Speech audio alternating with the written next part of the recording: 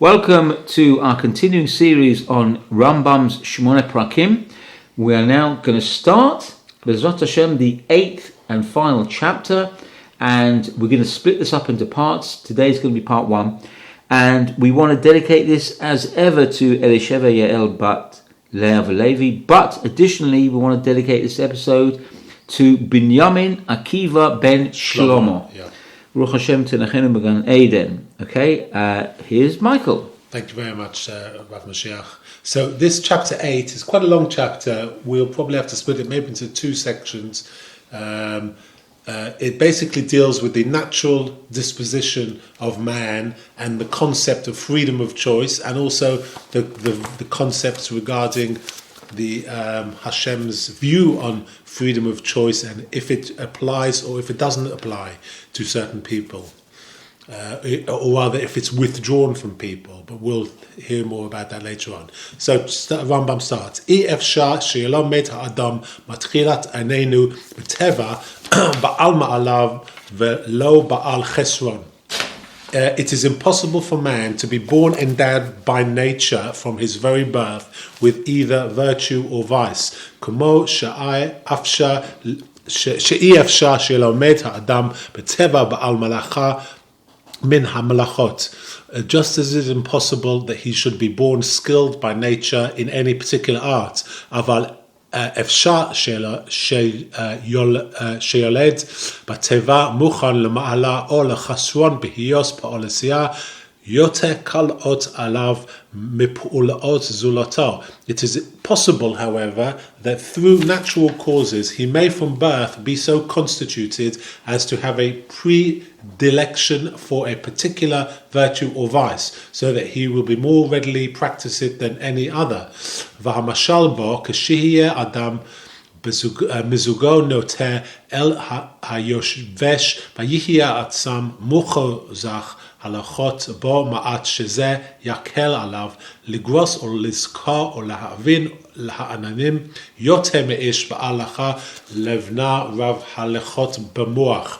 For instance, a man whose natural constitution inclines towards dryness, whose brain matter is clear and not overloaded with fluids, finds it much easier to learn, remember and understand things than the phlegmatic man whose brain is encumbered with a great deal of humidity. So don't forget, this is 12th century, and the ideas of the mental capacities and mental dispositions were described in slightly different ways. He describes them as a dry mind, or a phlegmatic, like a moist mind. So perhaps you could think of it as clear-headed, or clouded by mental issues, or but clear would be obviously the virtuous mind. So is the Rambam talking about physical, like dryness and wetness? Well, that's the thing. I don't know if it's metaphorical, but perhaps he means, I guess, clear-headed and sharp-minded, or moist and wet, a wet mind. You can imagine if someone says you've got a wet mind or you've got a dry mind. You can appreciate which one is would you prefer. You prefer the clear dry mind rather than the flat. But perhaps in those times they thought of different dispositions. They thought you actually had more fluids. He actually talks like it's more fluids when he says phlegmatic. And also later on he talks about blood. A brave person has warmer blood, or a coward has colder blood. Yeah, hot-blooded or cold-blooded. Exactly. But perhaps in the mind it's like a metaphorical thing. But perhaps they thought that it was you had too much fluid. Like, listen, they had bloodletting. Rambam talked about bloodletting. You remember, as we talked in previous episodes. So bloodletting was a thing at the time that they thought differently. But we assume that this is what he meant by that. Okay. Sorry. אבל אם יונח האיש ההוא המוכן במזגו אל זאת המעלה בלתי לימוד כלל, ולא יעורר כוחו ישעה שכל בלא ספק. But if one who inclines constitutionally towards a certain excellence is left entirely without instruction, and if his faculties are not stimulated, he will undoubtedly remain ignorant. וכן כשלמדו ויבינו זה האב הטבע רב, הלכה ידע ויובן אבל בקושי, ועל זה המין בעצמו יצמו איש במזג לבוא יותר חם ממה שצורך מעט. On the other hand, if one by nature is dull and phlegmatic, possessing an abundance of humidity, is instructed and enlightened, he will, though with difficulty, it is true, gradually succeed in acquiring knowledge and understanding. So Rambam is basically saying that you can be born with different physical makeups, but you're not subject to those to those things. If you work on yourself, you can overcome any physical disposition. ויהיה גבעה רוצה למה מוכן לגבורה אם ילמדוהו הגבורה יהיה גיבור במהרה. In exactly the same way, he whose blood is somewhat warmer than is necessary has the requisite to make of him a brave man. ויחד מזג לבו יותר קר ממה שצריך והוא מוכן לצאת המורך וההפחד. And another, however, the temperament of whose heart is colder than it should be, is naturally inclined towards cowardice and fear. וכשלמדוהו ויגליהו יקבלים מהרה, so that if he should be taught and trained to be a coward, he would easily become one. ואם יכיוון בו הגבורה ולא יסוג בו רק בקושי גדול, אבל ישוב כשירגילוהו בלא ספק. If, however, it be desired to make a brave man of him, he can without doubt become one, providing he receive the proper training, which would require, of course, great exertion. So reminded, sorry to digress, reminded of some of those films that they take someone from a poor family and they try to build him into like a Wall Street trader. I remember Eddie Murphy film, like it's this is an example where you can take someone who comes from a very, very sort of backward background, and you can try and turn them into something, and they succeed because ultimately it's psychological. If you feel that your disposition is a handicap to you, it should not be. Rambam is saying it doesn't matter what situation you were born into, you can create what you want from your life. It's up to you to determine your own destiny in terms of your character and your how you will turn out in life. ואמנם בארותיי לך זה שלא תחשוב השגאונות אשר ישקורו חכמי הכוכבים. I have entered into this subject so you may not believe the absurd ideas of astrologers. אמותיות כשיחשבוהו שמולד אדם ישימהו בעל מעלה או בעל חסרון, who falsely assert that the constellation at the time of one's birth determines whether one is to be virtuous or immoral. ושהאיש מוכרח על המעשים ההם בהכרח. The individual being thus necessarily compelled to follow out a certain line of conduct. So Rambam again is poking fun at the idea of astrology, where if you're born to a certain star sign or that absolutely is no truth in this whatsoever. You're not destined to be any type of person just because the time of year you were born. Yeah, you can always, like they say, Mashiach himself won't come from a very observant, from birth background. He'd be growing up or within a society, well, not society, like with a background that is not necessarily the frummest background, like you see historically.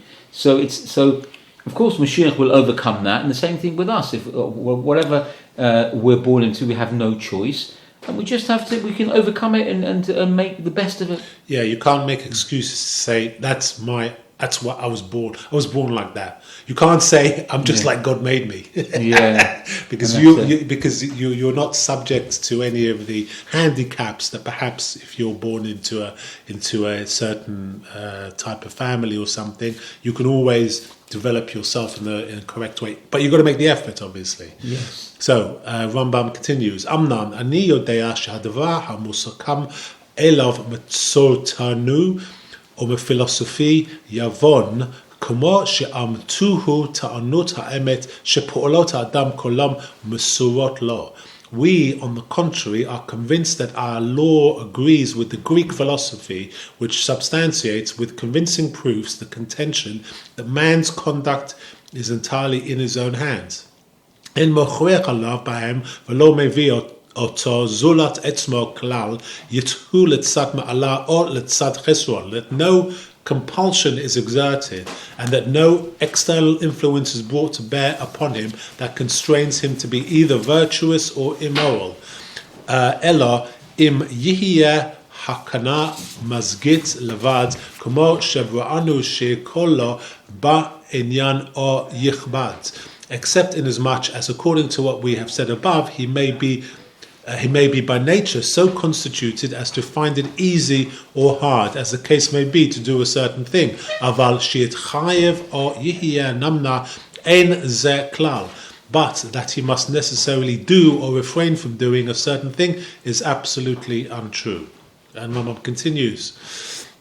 Ve'elu haya adam b'choach al pa'olosav hayu bitlos mitzvah Torah va'azharutaya v'haya הכל שקר גמור, אחר שאין בחירה לאדם במה שעשיסה. Were a man compelled to act according to the dictates of predestination, then the commands and prohibitions of the law would become null and void, and the law would be completely false, since the man would have no freedom of choice in what he does. וכן היה מתחייב בתול הלימוד והתלמדות וללמוד כל מערכות מחשבות. Moreover, it would be useless, in fact, absolutely in vain, for man to study or to instruct or to attempt to learn an art. V'haya ki ze hevel ulvata achar she'adam. It would be entirely impossible for him. אי אפשר לא כלל מפני המכריח שהכריעו מחוץ לפי דעת האומרים זה שלא יעשה הפועל הפלוני ומבלתי שידע החכמה. It would be entirely impossible for him on account of the external force compelling him, according to the opinion of those who hold this view, to keep from doing a certain act, from gaining certain knowledge, or shetihiya lo hamda haplonit, or from acquiring a certain characteristics. V'haya hagamol v'haonesh gam ken ol gamor v'lo mimenu katsrinu lekatsrinu v'lo me Hashem lanu. Rewards and punishment too would be pure injustice, both as regards man towards man and as between God and man. So Rambam is saying here, there can't be, or the life without freedom of choice wouldn't make sense, because you wouldn't feel the compulsion to do anything, to learn or to try and improve yourself, because if everything is predetermined for you, you can't avoid being what you will become. So any efforts to improve yourself would perhaps, be a waste of time. שזה שמעון ההורג לראובן, אחר שזה מוכיח שההרוג זה מוכיח שההורג למה נענוש שמעון, ואיך יתכון גם כל עליות צדיק וישר הוא שיאנסוהו על פועל שאי אפשר לא יעשוהו.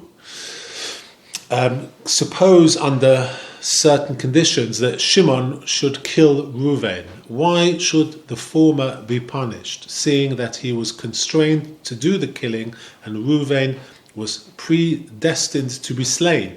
How could the Almighty, who is just and righteous, chastise Shimon for a deed which was impossible for him to leave undone?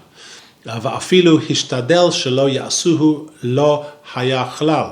Even though he strove with all his might, he would be unable to avoid. והיו בטלות גם כן הכנוס כלם עד סופם מבנות הביתים. If such were the true state of affairs, all precautionary measures such as building houses, וקנות המזון, providing means of subsistence, ולברוח בעד הפחד וזולות זה, fleeing when one fears danger, and so forth, would be absolutely useless. כי אשר נגזר שיהיה אי אפשר בבעלתי היותו. For that which is decreed beforehand must necessarily happen. וזה כולו שקר גמור וכנגד כמשל והמורגש והריצת חומת התורה. This theory is therefore positively unsound, contrary to reason and common sense, subversive of the fundamental principles of religion. ולגזור על השם בעול חלילה לא ממנו. And attributes injustice to God, far be it from him. Rambam continues, Amnon ha'emet asher ein safek bo shep'olot ha'adam kolom mesutrot lo. In reality, the undoubted truth of the matter is that man has full sway over his actions. Im yutze ya'aseh ve'im yutze lo ya'aseh be'ilti ha'korah she'chrichuhu alav. If he wishes to do a thing, he does it. If he does not wish to do it, he need not, without any external compulsion controlling him. ומפני זה, היראו לצורתו, אמר ואין נצאתי לפניך היום את החיים ואת הטוב ואת המות ואת הרע. ואת המוות ואת הרע. Therefore, God very properly commanded man, saying, see, I have set before thee this day life and good, death and evil, therefore choose thou life. Hashem ha-b'chira lanu bahem, giving us as regards these freedom of choice. V'chayav ha'onesh l'mi shimra. Consequently, punishment is inflicted upon those who disobey. V'hagamul l'mi she'avot, and reward granted to the obedient. As it is said, im tishma'u, im lo tishma'u, if you will listen or if you will not listen. V'chayav halamud v'hat lamadot, ולימדותם אותם את בניכם, ולימדתם אותם את בניכם. And learning and teaching are also necessary according to the commandments. You shall teach them to your children. ולימדתם אותם ושמרתם לעשותכם וכל מה שבא בלימוד המצוות. And also it says you shall do them and observe to do them, and similarly all the other passages referring to the study of the commandments. V'chayev gam ken ha'aknot kolam komo shekatuv b'Torah. It is also necessary to take all the precautionary measures laid down in the law, such as v'ya'amav asita ma'eka l'gagich v'lo tasim damim bebetecha. It is as we learn in Deuteronomy 22:8, thou shalt make a battlement for thy roof, that thou bring not blood upon thy house. Now that's talking about the ma'akeh, that's the parapets. On your roof, you need to have some type of guardrail up there so that if somebody who's wandering about on the roof doesn't fall off. Right. Incidentally, by the way, it says in that pasuk, it says, so that the fallen one shall not fall off your roof. So the rabbis asked the question, what do you mean the fallen one? He hasn't fallen anywhere yet. It should say the person walking there shouldn't fall off. Why do they call him the fallen one if he hasn't, it's like so they say, this is a proof of what you were saying before, that somebody who's going to die is marked for death anyway. Right. So if he wanders up the roof and there's no thing there and he falls off, you know that he was always supposed to die. Right. So he's called the fallen one. But to prevent that from happening, you put the marker there. But if he does fall off, you should know that he was always the fallen one. He was always the one who's going to die. So don't think, it's my fault. But doesn't mean that you shouldn't take the precaution. Yes. Sorry. And the point is that if he's already marked for death, you can stop it. It's not, I don't think it's that far. I think it means that he had to die, but does he have to die on your property or on somebody else's, or in some other way? Yeah. So to prevent it happening on your watch, then you put the parapet there. But don't think because he died, it's your fault. It's your fault for not taking the precaution, but he didn't have to die on your property. So if he dies, know that he's always going to die. Okay, I think you get the point. And another precautionary measure laid down in the Torah is from Deuteronomy chapter 20, verse 5 to 7, lest he die in battle.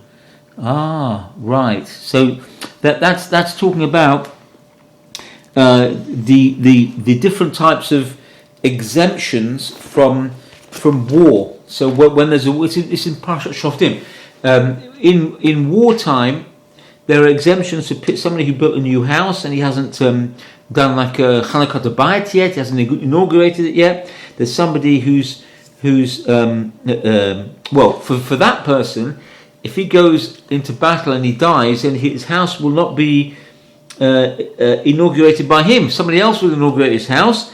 That's the person who is exempt from war. Similarly, somebody plants a vineyard and he didn't redeem his vineyard, so he shouldn't go to war either, because somebody else will come and inaugurate it on his behalf if he's in the war and he dies in the war. And also somebody who is engaged to marry a woman and he didn't marry her yet, how can he go out to war in case he dies and then another man will marry his betrothed one? So I think all of these are showing the compassion that Hashem gives to us, to show that, if you're in a position where you're sort of halfway there, we don't want to take it away before you complete it. We give you an exemption from going out to the battlefield.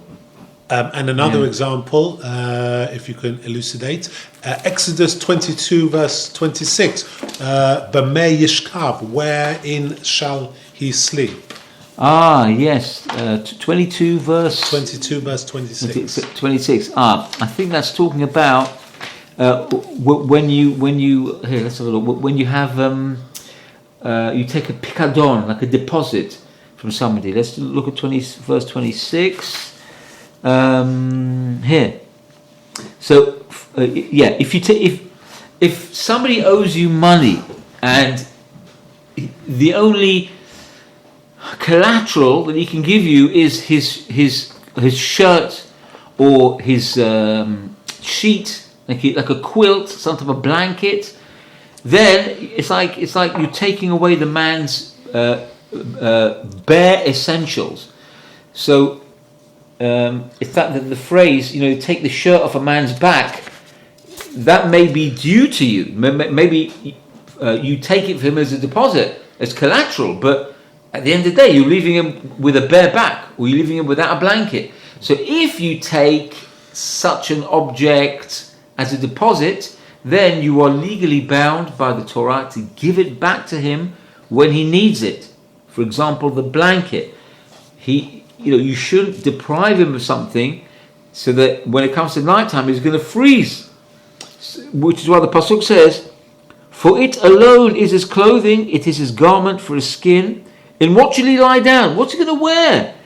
So that it will be that if he cries out to me, I shall listen, for I am compassionate." So Hashem is saying, listen, you owe money to the guy. You're giving him your shirt, but don't worry. Hashem says, without pun fully intended, I got your back. meaning that don't worry, your back won't be uncovered and you'll freeze. I'm going to make sure you get that back. So Hashem in his Torah says, you must not deprive a person of his essentials when he needs them. Again, that all ties in to the idea that Hashem is the Rahman, he's the compassionate one above all other compassionate ones. And the last one, if we can trouble you for one more, in Deuteronomy 24:6, Lo yivchol rachim v'rakav, no man shall take to pledge the lower or upper millstone. Okay, so that's talking about somebody who owes somebody money. So now he says, look, I'm going to lend you the money, but I'm not just going to take it as a pledge. I want something as a deposit, like a collateral. So he asked him for let's say a millstone. Now, a millstone for somebody who has a mill, that's his parnasah. Yeah. It's like didn't you quote from the Rambam a few weeks ago about somebody who has a kardom, has an axe.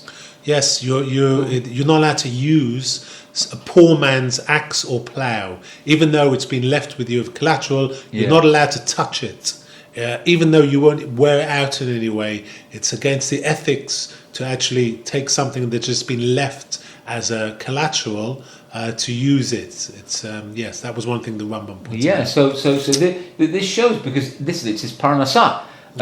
So the same thing here. Somebody said, look, I need to borrow money from you. I'm willing to give you the very millstone from my mill where I grind my grain or whatever. It means I can't work unless I have this millstone back. But the pasuk says, and I quote it in the Lashon HaKodesh, Lo yachavol reichaim v'rachev ki nefesh hu chovel.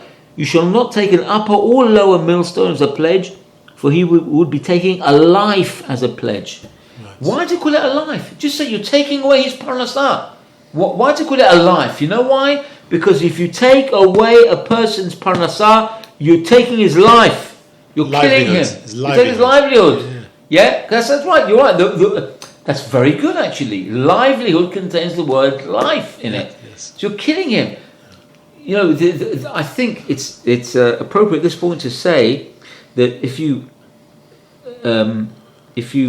owe somebody money, the Torah tells you need to pay that money back on time. You can't let the person just be without that money that he graciously lent you, because that money you lent to him, but when he pays you back, you are then able to pay somebody else or to lend to somebody else. But if you stop that payment, then the person who you're not paying back on time, he won't be able to lend it to a third party or a fourth party. You're preventing him from doing further mitzvot. People don't think that. People think, it's just a two-way thing. He lends me money, I pay him back money whenever I want. No, because he's calculated the time that the money needs to be paid back, because he has other people he wants to do the chesed with.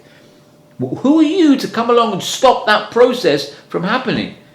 So it's very important here. You're taking away somebody's parnasah, you're killing him. If somebody lent you money, you need to pay him back on time, because otherwise you may very well be preventing that gracious lender from lending to somebody else. And v'harbe b'Torah or v'sifrei hanaviyim b'zeh ha'inyan v'tzala amar ha'hakanot. And many other passages in regards to precautions found in the law and the prophets. Aval ma shenimtza l'chachamim v'hu amram hakol biyadei shemayim chutz meirat hashemayim v'hu emet v'notel etzad ma shezachronu. The statements found in the saying of the rabbis in Gemara Brachot 33b, Nidar 16b, and Megillah 45a, and I quote, "All is in the power of God except the fear of God," is nevertheless true and in accord with what we have laid down here. Ela sheharbe pa'amim yitz'u b'nei adam v'yichshavu katzat pa'olot ha'adam haba'ot hab'chiroto shehu mochriach aleihem kezovug peloni. Men are, however, very often prone to error in supposing that many of their actions, in reality, the result of their own free will, are forced upon them, as, for instance, marrying a certain woman, or hayot zeh hamamon biyado, or acquiring a certain amount of money. V'zeh balti emet, such a supposition is untrue. Ki zot ha'isha o lakacha bat chova b'ktva וקדושים והיא כשרה לא או לקחה ולא לפריעה והרבי והיא מצווה. If a man espouses and to marry a woman legally, then she becomes his lawful wife, and by his marrying her, He has fulfilled the divine commandment to increase and multiplied. V'Hashem lo yigzor ba'asis. God, however, does not decree the fulfillment of a commandment. Ve'im yihiyeh bin su'ah iso hi avera. If, on the other hand, a man has consummated with a woman of an unlawful marriage, he has committed a transgression.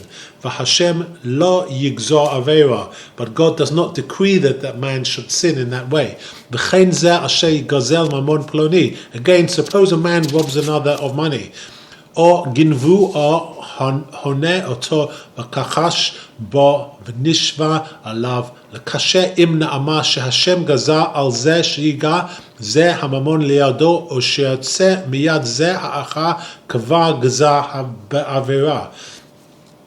Again, suppose a man robs another of money, steals from him and cheats him, and then uttering a false oath denies it. If we should say that Hashem has destined that this sum shall be passed into the hands of one and out of the possession of the other, God would be preordaining an act of iniquity. Ki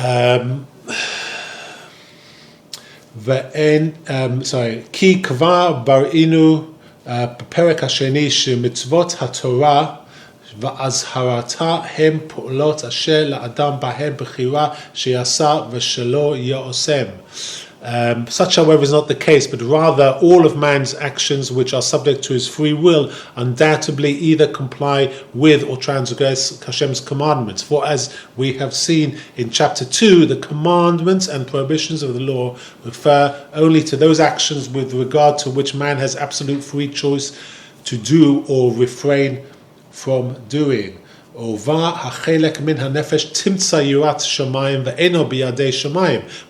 to this faculty of the soul, i.e. freedom of the will, the fear of God is subservient and is in consequence not predetermined by Hashem. Aval nimtzeret labchirat ha'adam kumo yibranu. But as we have explained, it is entirely the power of the human free will.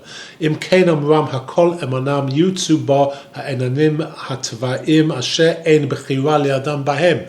By the words all, hakol, the rabbis meant to designate only natural phenomena which are not influenced by the will of man. Kagon, haitu oroch, or katzar, as whether a person is tall or short, or radat mata or itzira, or whether it is rainy or dry, the weather, or hefs hapased ivor or zuchoto, whether the air is pure or impure, or kiyotze bahem mechal ma sheb'olam zolat tenuat ha'adam u'menochoto, and all other such things that happen in the world and which have no connection with man's conduct. So I think we will close the episode there, and we'll continue with the next section next episode. Fantastic, thank you, Michael. Just to add on very quickly that you're talking about things which are out of your control, namely rain. I heard that the manna which fell from heaven is called matar. Matar. Why is it called matar? Rain.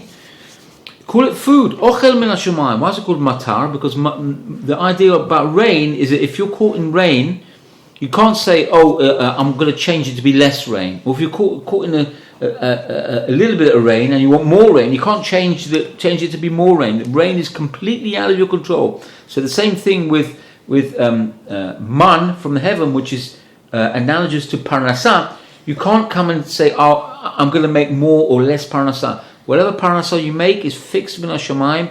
You cannot change it. Don't think that your effort equals whatever your marviach, whatever you earn. It's decreed on you. It's Hashem's chesed that He lets you do this hishtadlut to partner with Him, in as it were, to do a little bit in your parnasah. But don't think that your parnasah comes from your effort. So that's very good. Thank you very much, Michael. I'm very, very much looking forward to hearing the next part with you. But until then, on behalf of both of us, we wish you a wonderful and blessed week.